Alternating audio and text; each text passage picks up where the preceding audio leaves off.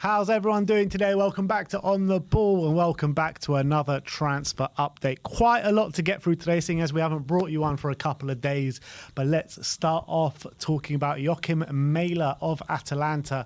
Sky Italia are reporting that Bournemouth and Wolfsburg are battling to sign Atalanta left-back JOACHIM MAEHLE in a €12 million deal. But Romano said that Bournemouth are set to leave the race for JOACHIM MAEHLE. There was interest but no intention to overpay. Club has a different priority target in that position. Wolfsburg look now favourites to sign MAEHLE on a $12 million package deal after Bournemouth have pulled out the race.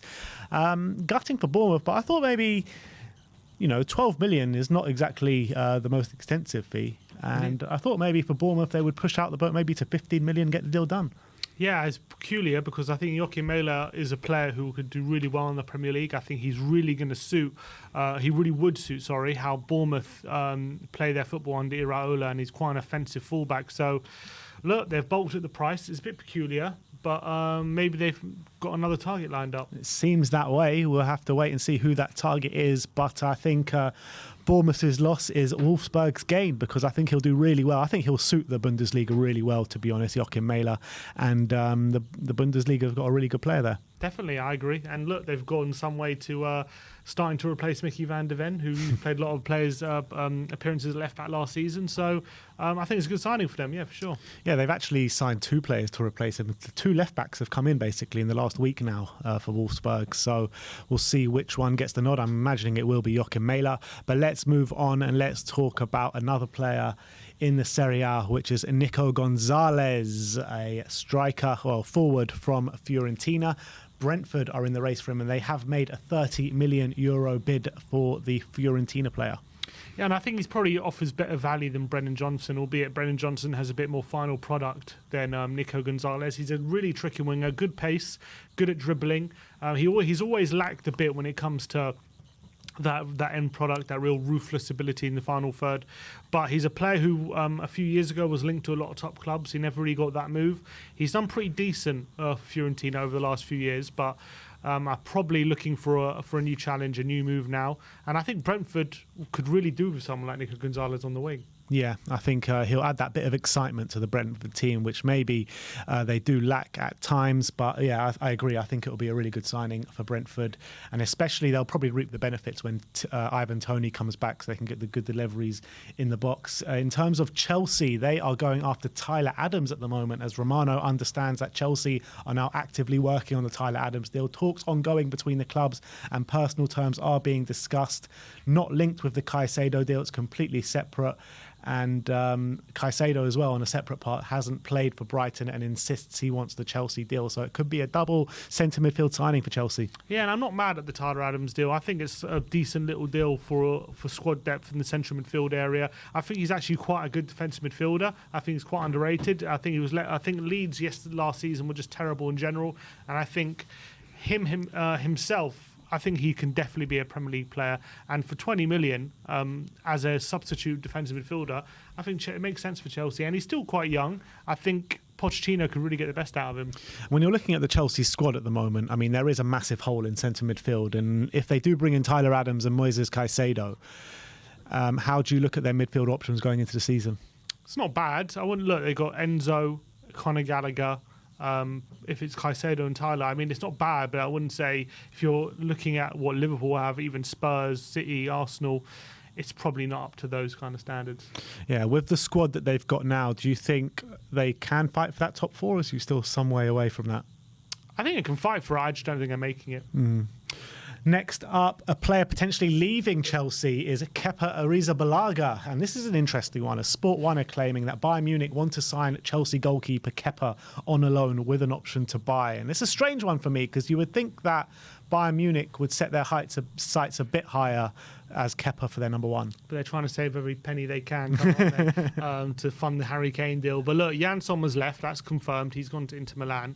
So I think there's already been talks of them looking for a fairly cheaper option to replace Jan Sommer, because they got Neuer coming back in January time, although at 37, who knows, after a serious leg break injury, who knows what kind of state he's going to be in when he does come back and if they can rely on him. So if I was Barca Chiefs, I'll be looking for a young keeper who maybe could potentially be number one. Kepa's 28 at this point. I think he's had a pretty poor time at Chelsea. I do think he's a fairly underrated goalkeeper, and maybe on that point of view, a loan with an option to buy makes sense for Bayern. But will Chelsea let him go on a loan? Because they've got Robert Sanchez, but I still think they see Kepa right now as their number one, despite that signing. So I think from Chelsea's point of view, do they want to go searching for another keeper again when they've got Kepa there, unless a permanent deal comes in? So I don't see them accepting that. But I think from Bayern's point of view, I don't see any point in spending big money on Kepa right now, because you're not going to be sure about him. So a loan deal at least gives you that option to take a look at him, see how he goes, and then if you really want him, you can buy him. But if it's only going to be a loan, I don't think it works for Chelsea, so I don't think it happens. I mean, why don't Bayern just try their tactics with Kobel and the Borussia Dortmund keeper? I mean, he had a great season last year. He did, and I wouldn't be surprised if they try their luck. But again, they're probably going to demand a big fee at this point, because he had a good season and he's a decent age as well. So looks like that Bayern are basically not wanting to pay much money. That's where I'm getting. Yeah, fair enough. I guess they do need to save every single penny to see if they can push through a certain deal, which we'll be talking about a bit later. But let's move on and let's talk about Lucas Paqueta of West Ham. It was widely reported that Lucas Paqueta has a release clause of 85 million, but that is only valid next summer. And Man City are in talks with West Ham to sign Paqueta. Paqueta really wants the deal, but West Ham have no intention of accepting a 75 million deal. So how much do you think it will take for them to get Paqueta out of West Ham? Considering they just sold Declan Rice for 105 million, I think it's going to take a similar fee, to be honest, to even come to the table, because they don't want to be seen to be selling all their players in a fire sale. I think the fans are already upset with how things are going this summer with no new signings, albeit we'll get into some potential signings they could be making in a bit. But I think, Paqueta, it was a bit of a frustrating season for him, because he had a good season, but I think we only really saw the best of him near the end of the season, and that was like a glimpse of what was to come. And so to sell him before they really got a full season of that would be very frustrating from West Ham fans' point of view. If you're Paqueta, though, you probably do want to leave, not just because Man City are coming in for you and they're the best team in the league. First of all, you never know if you don't get the move this summer, will they sign someone else? Then all of a sudden that move is never going to happen. And also, you've just won the Conference League at West Ham. Is it ever going to get much better for you there? They don't look like they're on the road to improving. They had a relegation battle last season, and they haven't signed anyone as of yet. Like, you're not really going to get better than winning the Conference League at West Ham. You're probably not going to win a domestic cup anytime soon. You're probably not going to get again back into the top six like they were a couple of years ago. So in a weird way, even though he's only been there a season, he's probably done all he can at West Ham, to be fair. So from his point of view, I understand if he wants to leave. The chance to go to Man City must be extremely tempting. So I don't think I've heard the last of this, but whether Man City go to the 100 million, why? I don't think there's any need to go that high. I think there are players out there that are probably similar level to Paqueta in other leagues that you can probably get for a lot cheaper. And when you're looking at Paqueta, I mean, he's obviously a really good player. There's no two ways about it. But when you look at his playing style, he just suits a Man City or a team that plays a more expansive game so much more than a West Ham. I feel like his talents are more or less wasted in a team like West Ham. But when you're looking at specifically him to Man City, do Man City even have the desperate need for someone like him for a price like that? It depends. For a price like that, I would say no. But do they need another midfielder? Potentially. Maybe it means they can use Bernardo strictly as a winger and not inside. And they did sign Kovacic, but they could use potentially another number 8 of Paqueta's quality. But 100 million for him seems a ridiculous amount to pay for a player where you do have some centre mids already there right now. So I don't expect them to go that high. I think they thought they could get him for about 70 million, which I can understand going for him for that kind of fee. But 100 million is pretty crazy. Even 70 million for me, with the midfield options that they do have, is excessive, to be honest. But look, I think he's a brilliant player, and he'll definitely get a lot of minutes at Man City if he was to go there, that's for sure. But in terms of incomings at West Ham, let's talk about James Ward-Prowse, as The Athletic are claiming that West Ham are pushing to secure the signing of Southampton midfielder James Ward-Prowse as soon as possible. And Romano says a 30 million deal has been agreed with Southampton, so it looks like the wheels are in motion for this one now. It seems like Moyes has got his way, because it seemed though Tim Stainton didn't want Ward-Prowse and Moyes wanted him, and there was a bit of a standoff. To be fair, they've already agreed a deal for Edson Alvarez as well, so it looks like they're going to get both of them now, Ward-Prowse and Alvarez, to replace Declan Rice, and that's a pretty good replacement, to be fair. I don't think it's like... Obviously, Rice is a fantastic midfielder, but I think Alvarez and Ward-Prowse gives them a good balance, and I think it gives them options in centre mid as well. They know that they highly rely on set pieces as well, and they've got a brilliant set piece taker, Ward-Prowse, now coming, so that would benefit them. So I think it is a good signing, and 30 million, you know, there was a lot of talk about 50 million, so 30 million, even though he's only got a year left on his contract, and what he can provide, is probably a decent deal for West Ham. Yeah, I think he's a player that suits what West Ham want to do as well. And I actually, in a weird way, I actually think Ward-Prowse suits West Ham more than Lucas Paqueta, as much as like I think Paqueta is a much better player than James Ward-Prowse, but look, they want to keep both of them, obviously. But another player that is potentially coming into West Ham as well is Harry Maguire of Manchester United. West Ham are working to iron out the final details of a £30 million move for Harry Maguire, and they are hoping that it's going to get sealed this week. So I think this is another good signing for West Ham. I agree. I think I know 30 million is a fairly steep price for a player who's been out of form for a couple of years at Man United, but you can only have to see his performances for England to show that he's still what he has to offer. I think he's perfect for a team like West Ham as well, where they rely heavily on set pieces, and he would be brilliant in both boxes for West Ham as well. He won't have to play that high line anymore, which he was expected to play at Man United. So his pace in behind isn't going to be as exposed. And I think he's underrated with his ability on the ball. So I actually think for West Ham, it's probably going to take them up a notch for their centre-back quality with their ability to play out the back if they ever need to. So I think it's a very good signing for West Ham, to be honest. I rate it. How many goals are we going to be seeing from set pieces this year with James Ward-Prowse putting in the ball and Harry Maguire heading them in? They got so many aerial threats now, don't they? And Harry Maguire is just another one. Yeah, I know. How many set-piece goals are they going to score? They're going to score a lot, I'm telling you. Yeah, 100%. And now with one going out of Manchester United and Harry Maguire, let's talk about who is going to come in to replace him. And the first player we're going to talk about is Jean-Claire Todibo of Nice. Romano says that Man United have had contacts to be informed on the condition of Todibo deal. No deal or talks at this stage, as the option could be activated if Harry Maguire leaves. Juventus have led the race for Todibo last week. So seeing as Harry Maguire is on his way out, Todibo could be coming in. Yeah, and that'll be a fantastic signing for them. But considering they've got Varane, Martinez, Lindelof at the moment as their options, they've got some decent options there already. Obviously, if Todibo comes in, he probably goes immediately ahead of Lindelof. But then, but does he see himself getting in ahead of Varane or Martinez and potentially a long-term replacement for Varane? Albeit he's not so old just yet, but he's not a spring chicken anymore as well. So maybe he fancies his chances in there. But Varane and Martinez sprung a really good partnership last season, so it's going to be tough to dislodge either of them for me. But I think Todibo is a really good signing. I think he's had a great season for Nice. His metrics are absolutely fantastic. I think he's really good on the ball as well. I think he's perfect for what Ten Hag want to do. Yeah, but when you look at it as well, I mean, Varane does get injured a fair bit. So, you know, how many times was he out injured last season? I think was a fair whack. So you do expect that whichever centre-back Man United do go for, they will get a considerable amount of playing time. Next up, let's talk about Edmund TAPSOBA, as Samuel Luckhurst of the Manchester Evening News claims that Man United admire reported Tottenham target and Bayer Leverkusen defender Edmund TAPSOBA. United are understood to be informed of TAPSOBA's availability. This would be a great deal for Man United. Brilliant. What a brilliant defender that would be to replace Harry Maguire. Young, aggressive, good on the ball, good at confident as well, good at bring the ball out from the back.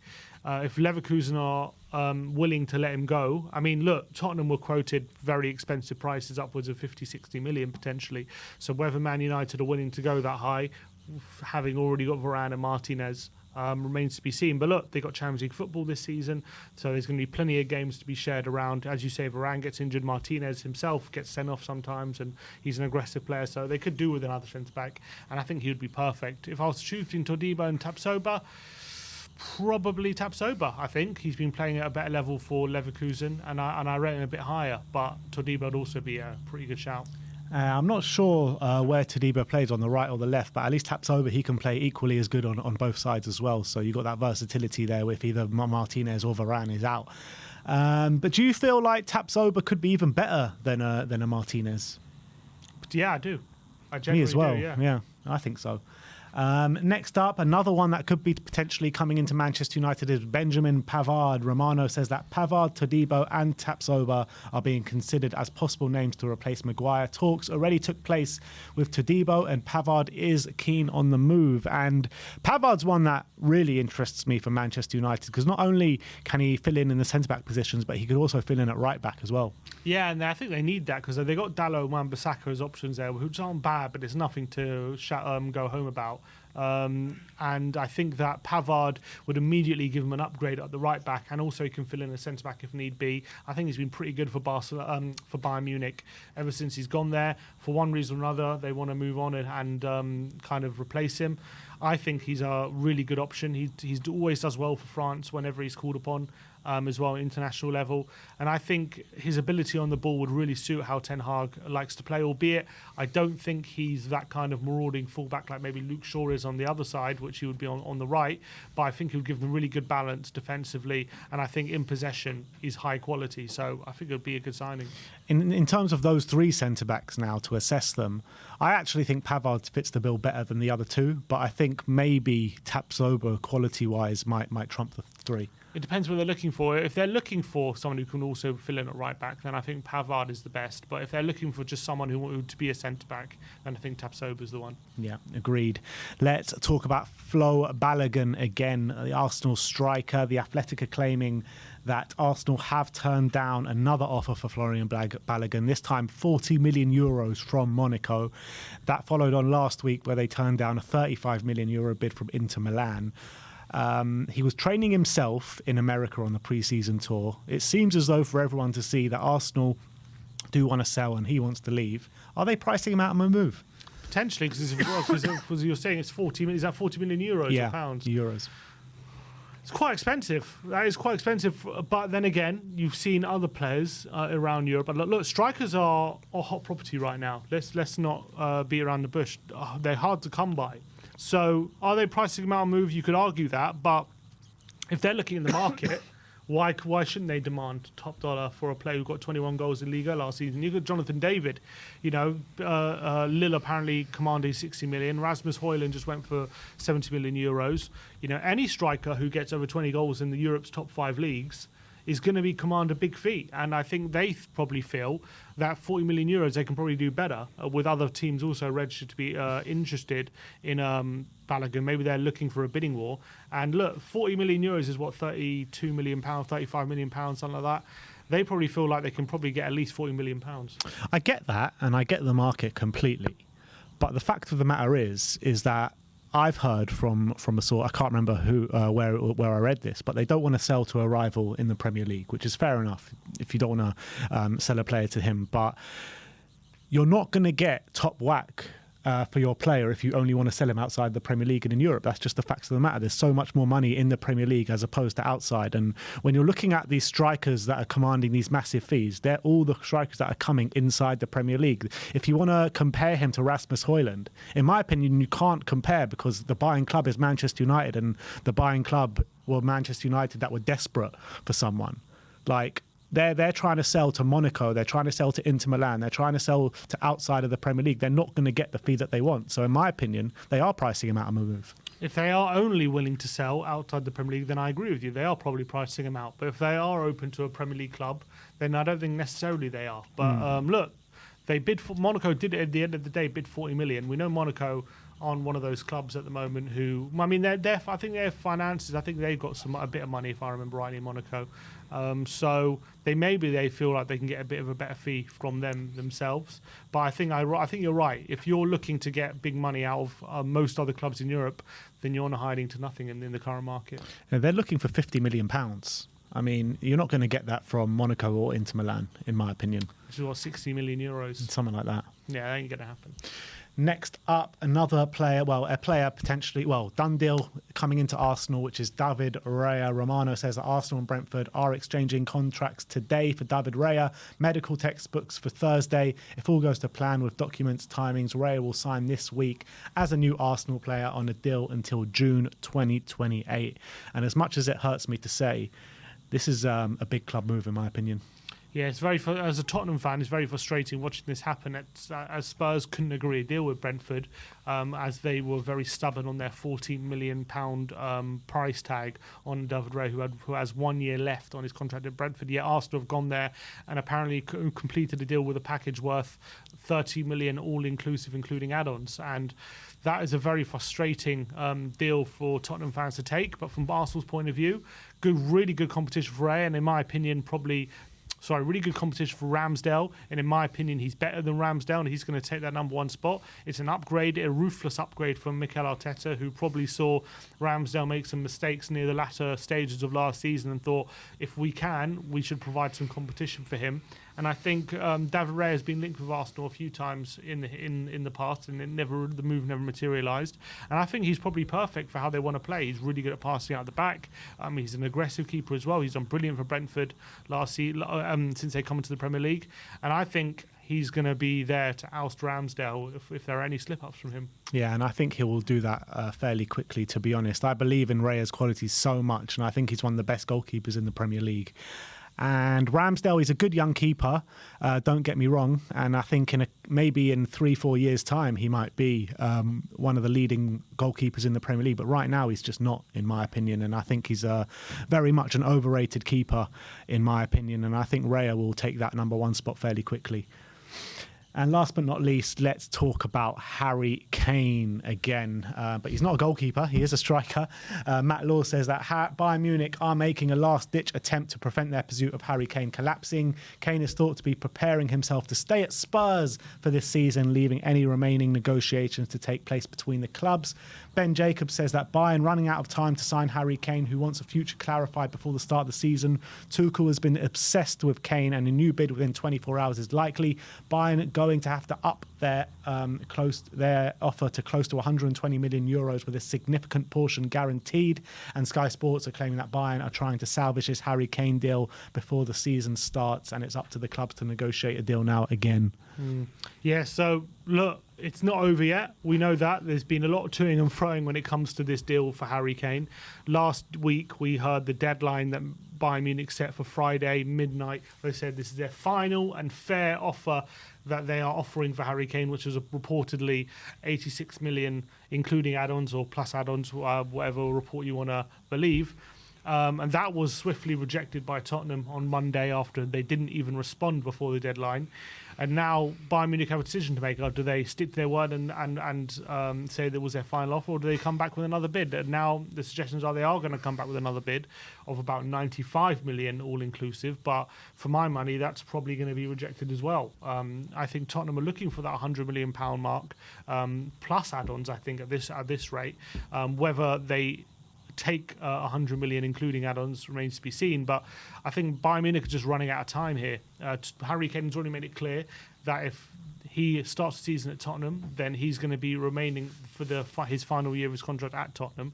And I think Bayern Munich have to come up with a bid very, very soon, otherwise it's too late. And I just think at this rate, if they're set to bid set to make another bid which is going to be rejected, do I see them making another bid which is finally going to satisfy us? Why, if anything, this bid right now should be the one which Spurs the one consider. last week should have been the one. Yeah, anything. So at the moment, it's not looking good for Bayern's bid for Harry Kane. And I think it's, there are a number of reports from David Ornstein and Dan Kilpatrick saying that Kane is leaning towards staying at Tottenham at this point.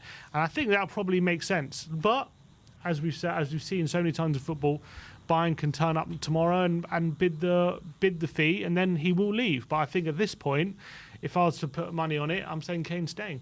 Interesting. Yeah, I don't know. My mind is just toing and throwing backwards and forwards on this deal. I think as of now, it is looking more likely that Harry Kane stays, but I just wouldn't be surprised if this bid gets rejected and then they come back with one last Hail Mary. But look, we'll have to see how this one plays out. I definitely don't think we've heard the end of it. I think we're going to hear news updates up until the very last second before, Saturday night.